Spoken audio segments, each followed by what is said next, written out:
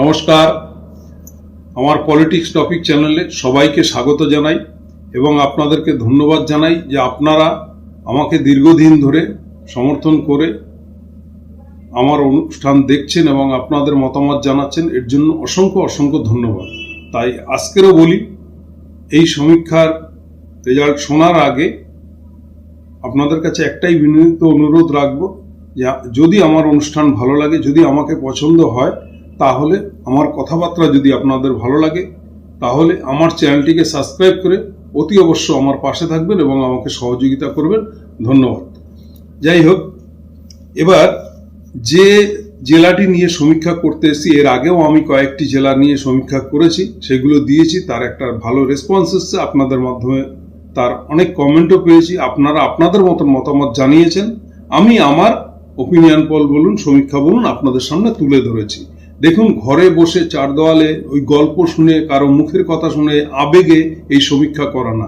এই সমীক্ষা বহু পরিশ্রমের ফল এবং বহু দিনের ধরে বহু মানুষের সাথে কথা বলে জনসংযোগ করে সেখানকার মানুষ কি বলতে চাইছে, সেখানকার মানুষের মনের ভাব কি, সেখানে কি চাহিদা আছে, প্রার্থী পছন্দ কিনা এবং তারা প্রার্থীর পরিবর্তন চায় কিনা, সব ধরনের প্রশ্ন করে এবং প্রার্থীকে যদি পছন্দ না হয় কোন কোন কাজের জন্য পছন্দ না, এবং প্রার্থীকে যদি পছন্দ হয় তার কোন কোন কাজ করেছে এলাকায় আর কোন কাজ বাকি রয়েছে এবং তাদের কি চাহিদা, সব ধরনের আলোচনা করে তাদের সাথে এই সমীক্ষা কিন্তু আমরা আপনাদের সামনে তুলে ধরছি, যে আপনারাও জানাবেন আপনাদের মতামত। এবং এই আজকের যে জেলাটি নিয়ে করতে যাচ্ছি সেটি হচ্ছে উত্তর দিনাজপুর। এই উত্তর দিনাজপুর 9টি আসন বিশিষ্ট এই জেলা, এবং আপনারা যে কেন্দ্রের থেকে এই ভিডিও দেখবেন আপনারা আপনাদের মতন মন্তব্য রাখবেন। এটা কিন্তু আপনাদের কাছে আমার বিনীত অনুরোধ, কারণ আপনারা বলতে পারবেন আমরা যেরকম আপনাদের এলাকায় গিয়ে সমীক্ষা করে এসেছি মানুষজনের সাথে কথা বলে, আপনি যদি যে বিধানসভায় বসবাস করেন সেই বিধানসভা থেকে এই ভিডিওটি দেখে মন্তব্য করেন, তাতে বেশি খুশি হব। যাই হোক, উত্তর দিনাজপুরে প্রথম আসনটি হচ্ছে চোপড়া। এই চোপড়া 2021 সালে তৃণমূল কংগ্রেস জিতেছিল। 2026-এও এই আসনটি আমাদের সমীক্ষায় উঠে এসে তৃণমূল কংগ্রেসই ধরে রাখবে। তারপর হচ্ছে ইসলামপুরে 2021 সালে তৃণমূল কংগ্রেস জিতেছিল, 2026 সালেও এখানে তৃণমূল কংগ্রেস জিতবে। গোয়ালপুকুরে 2021 সালে তৃণমূল কংগ্রেস জিতেছিল, 2026 সালেও একই রেজাল্ট হবে, তৃণমূল কংগ্রেসই জিতবে। তারপর হচ্ছে চাকুলিয়াতে 2021 সালে তৃণমূল কংগ্রেস জিতেছিল এবং 2026-এও তৃণমূল কংগ্রেসই জিতবে। তারপর যে আসনটি সেটা হলো করণদিঘিতে 2021 সালে তৃণমূল কংগ্রেস জিতেছিল, 2026 সালেও তৃণমূল কংগ্রেস জিতবে। তারপরে হচ্ছে যে আসনটি, তার নাম হলো হেমতাবাদে দেখুন 2021 সালে তৃণমূল কংগ্রেস জিতেছিল, 2026 সালেও কিন্তু তৃণমূল কংগ্রেস জিতবে। এইবার যে আসনটি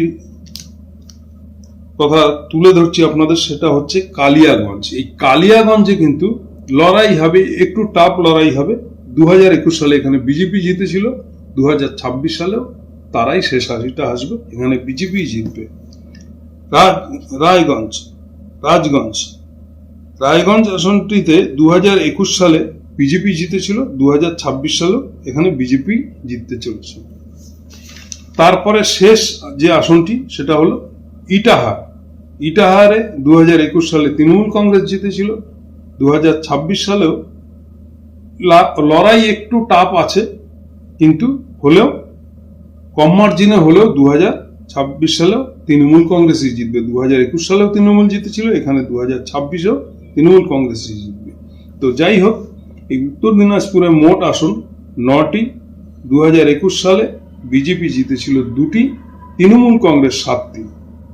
সেম জিনিস 2026 সালেও একই রেজাল্ট হতে যাচ্ছে, বিজেপি 2টি, তৃণমূল কংগ্রেস 7টি। এইবার আপনারা হয়তো বলতে পারেন যে একই রেজাল্ট কি করে সম্ভব, হেরফের হলো না? তাহলে তো এটাও বলতে পারতাম যে ওই আসন দুটি বিজেপি পাবে না, এবার তৃণমূলই পাবে, বা এটাও বলতে পারতাম যে সবকটা আসনই তৃণমূল জিতবে। দেখুন, এইরকম ভাবে আমরা সমীক্ষা করতে চাইনি, কারণ আজকের হয়তো আপনাকে ফাঁপিয়ে ফুলিয়ে বললাম, কিন্তু যখন রেজাল্ট আসবে তখন যদি এর সাথে কিছুই না মেলে, একটু আধটু হেরা, হয়তো 3-6টা হতে পারে, বা ধরুন এরকম একটা আধটা এদিক ওদিক হতে পারে, খুব সামান্য মার্জিনে কেউ বেরিয়ে গেল, কিন্তু এর মানে এই নয় যে পুরো উলটপুলট হবে। আর যদি সেটা হয় সেটা অলৌকিক ব্যাপার হবে। সেটা আমাদের সমীক্ষায় কিন্তু এরকম কিছু ধরা পড়েনি।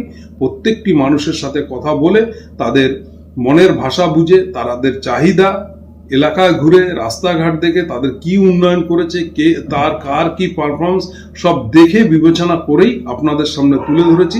যাই হোক, আজকের সমীক্ষা এখানেই শেষ করলাম অনুষ্ঠানটি। ছোট্ট ভিডিও, আশা করি সবাই দেখে আপনারা আপনাদের মতো মন্তব্য করবেন, যে যেখান থেকেই দেখছেন না কেন। অসংখ্য ধন্যবাদ। জয় হিন্দ, বন্দে মাতরম।